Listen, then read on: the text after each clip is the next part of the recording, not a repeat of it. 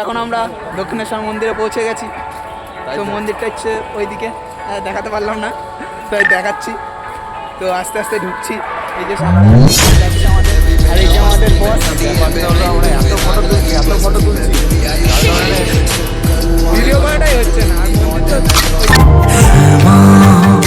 মা তোর চরণ ধরে থাকতে দিস রে জনম ধরে আমায় মাগো তোরে পাগল ছেলে রইবে রে রোজ তোরা চুলের ছায়ায় তুই নাকি মাসার বোঝনি তোর কাছে নাই কিছুই